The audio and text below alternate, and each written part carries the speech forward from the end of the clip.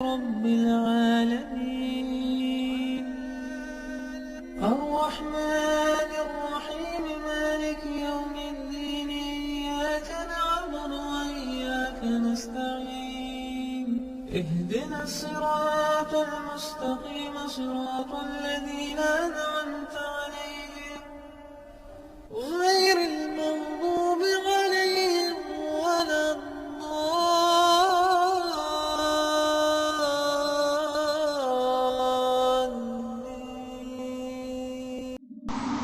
اعوذ باللہ من الشیطان الرجیم بسم اللہ الرحمن الرحیم۔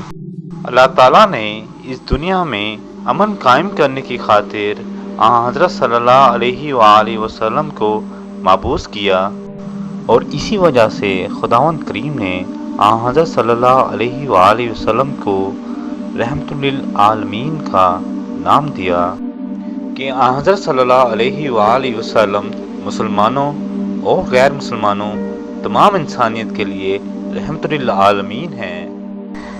لیکن مسلم امہ کو دیکھیں تو ان کی حالت اتنی دردناک ہے کہ ایک مسلمان دوسرے مسلمان کی گردن اتار رہا ہے۔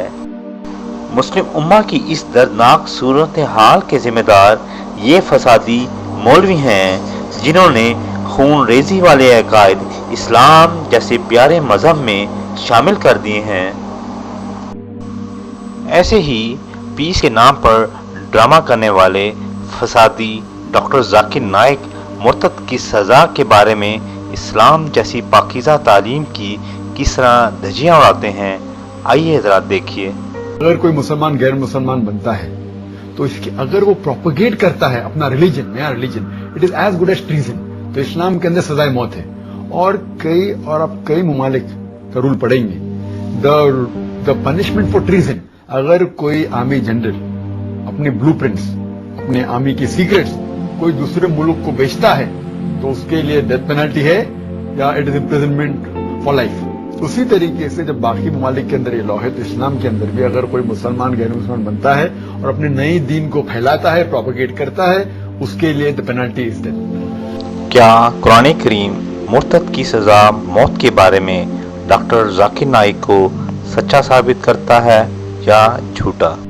کیا کہیں بھی قرآن کریم میں مرتد کی سزا موت بیان کی گئی ہے یا نہیں؟ قرآن کہیں بھی مرتد کی سزا موت بیان نہیں کرتا۔ کیا قرآن کریم مرتد کی سزا موت کی نفی کرتا ہے؟ جی ہاں، قرآن کریم کئی آیات میں مرتد کی سزا موت کی نفی کرتا ہے۔ اسلام مرتد کے بارے میں کیا کہتا ہے؟ اس کا جواب مسلم جماعت احمدیہ کے مذہبی اسکالر مبشر احمد صاحب قرآن و حدیث کی روشنی میں اس طرح بیان کرتے ہیں۔ بات یہ ہے کہ قرآن کریم فرماتا ہے کہ تمام منافقین مرتد ہیں۔ اللہ تعالیٰ منافقین کو مخاطب کر کے فرماتا ہے قد کفرتم بعد ایمانکم، اے منافقین تم نے ایمان لانے کے بعد کفر کیا، اس کا نام ارتداد ہے۔ مگر کسی آیت اور حدیث میں نہیں لکھا کہ منافقین کو قتل کر دو۔ ایک آیت میں فرمایا کفروا بعد اسلامہم، منافقین نے اسلام قبول کرنے کے بعد انکار کر دیا، اس کا نام ارتداد ہے۔ مگر کہیں نہیں فرمایا کہ منافقین کو قتل کر دو۔ منافقین پورے امن و امان کے ساتھ مدینہ میں زندگی بسر کرتے تھے، مسجد نبوی میں آتے تھے، بعض اوقات وہ رسول پاک صلی اللہ علیہ وسلم کے ساتھ مل کر نماز باجماعت میں شرکت کرتے تھے، جنگوں میں ساتھ جاتے تھے، مگر ان کے ساتھ کوئی اس قسم کا سلوک نہیں کیا گیا۔ بلکہ دیکھیں ایک سورت کا نام ہے سورت المنافقون ہے، اس میں لکھا ہے کہ یہ جو منافقین ہیں فرمایا آمنو ثم کفروا، یہ پہلے ایمان لائے تھے پھر انہوں نے انکار کر دیا، فطبع علی قلوبہم، ان کے دلوں پہ مہر لگا دی گئی۔ چند جملے آگے بیان کر کے اللہ تعالیٰ فرماتا ہے وَإِذَا قِيلَ لَهُمْ، جب ان منافقین کو جو مرتدین ہیں کہا جاتا ہے تعالو کہ بھائی آؤ، یستغفر لکم رسول اللہ، اللہ کا رسول تمہارے لیے خدا کی بارگاہ میں معافی مانگے، تمہارے لیے استغفار کرے، ان کا رویہ کیا ہوتا ہے؟ لو رؤوسہم، وہ صحابہ کی توبہ کی دعوت سن کر اپنا سر پھیرتے ہیں. وَرَأَيْتَهُمْ يَصُدُّونَ، اور فرمایا اے نبی تو دیکھتا ہے کہ وہ منہ موڑتے ہیں، وہ مستکبرون، عاجزی کے ساتھ نہیں، شرمندگی کے ساتھ نہیں، تکبر کا رویہ اختیار کرتے ہوئے. اس جملے پہ غور فرمائیں. یہ جملہ بتا رہا ہے کہ وہ منافقین جو مرتدین تھے، رسول پاک صلی اللہ علیہ وسلم کو ان کا علم تھا، صحابہ کو ان کا علم تھا. صحابہ انہیں تبلیغ کرنے جاتے تھے کہ بھائی ارتداد چھوڑو، آؤ دوبارہ معافی مانگو، خدا کا رسول تمہارے لیے معافی مانگے گا، استغفار کرے گا، خدا تعالیٰ تم پہ شفقت فرمائے گا. لیکن ان کا رویہ کیا ہوتا تھا؟ وہ آگے سے اکڑتے تھے، تکبر کا اظہار کرتے تھے. تکبر کا اظہار وہ شخص نہیں کر سکتا جس کو پتا ہو کہ مجھ سے پہلے اتنے مرتدین قتل ہو گئے اور آج شام کو میں بھی قتل ہو جاؤں. یہ تکبر کا اظہار وہی کریں گے جن کو پتا ہے کہ اتنے سال سے ارتداد ہو رہا ہے، نہ پہلے کسی کو قتل کیا گیا نہ مجھے قتل کیا جائے گا. دیکھیں صلح حدیبیہ تاریخ اسلام کا بڑا مشہور واقعہ. اس میں ایک شرط یہ تھی کہ جو شخص مکہ سے بھاگ کر مدینہ واپس کر دیا جائے گا، اور جو شخص مدینے سے بھاگ کر مکہ جائے گا اس سے مکہ والے واپس نہیں کریں گے. اس شرط کے الفاظ پہ غور کریں. اہل مدینہ کون تھے؟ کون بھاگ کر مکے جائے گا؟ جو اسلام کو چھوڑے گا، ارتداد اختیار کرے گا تبھی مکہ جائے گا، ورنہ مکہ والے تو اس کو قتل کر دیں گے. اور مکہ میں والے کون تھے؟ کفار، مشرکین. ان میں سے کون بھاگ کر مدینے آئے گا؟ جو کفر کو چھوڑ کے اسلام قبول کرے گا. تو آپ نے یہ فرمایا کہ جو شخص مکے سے بھاگ کر مدینے آئے گا ہم اسے واپس کر دیں گے، اور جو آدمی مدینے سے بھاگ کر مکے جائے گا مکے والے اس کو واپس نہیں کریں گے.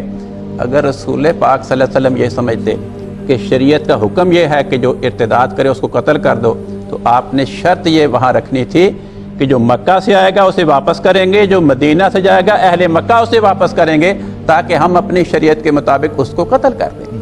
وہ جو مولوی کہتے ہیں وہ بخاری کی ایک روایت ہے، اس میں یہ ہے کہ من بدل دینہ فاقتلوہ، جو آدمی اپنا دین بدلے اس کو قتل کر دو. اب اس روایت کی حقیقت کیا ہے؟ اس روایت کا جو راوی ہے وہ اکرمہ ہے جو خارجی تھا، اور وہ حضرت علی کا دشمن تھا. اس نے حضرت علی کو بدنام کرنے کے لیے حدیث بنائی.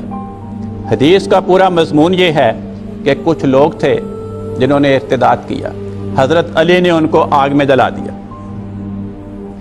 اور اکرمہ نے یہ واقعہ بیان کر ابن عباس کے پاس کہ حضرت علی نے ان کو آگ میں جلوا دیا.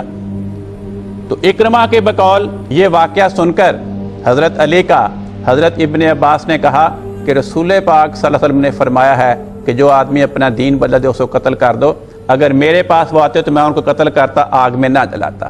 اب دیکھیں اس حدیث کی بنیاد کس انسان پر ہے؟ جو حضرت علی کا دشمن ہے اور خارجی ہے. وہ حضرت علی کو بدنام کرنے کے اس قسم کی حدیثیں گھڑ کر پیش کر رہا ہے.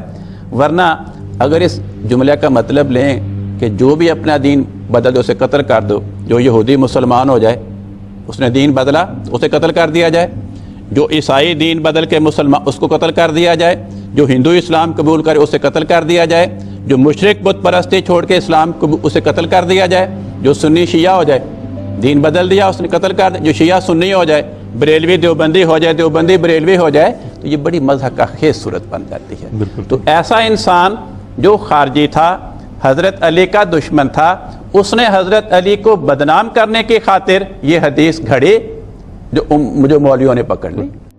میں آخر میں اپنے مسلمان بہن بھائی حضرات سے یہی گزارش کروں گا کہ اپنا ہاتھ قرآن کریم پر رکھ کر اپنے دل سے خود پوچھیں کہ کس عالم نے قرآن کریم کی روح سے اس مسئلے کا حکیمانہ حل آپ احباب کے سامنے پیش کیا ہے.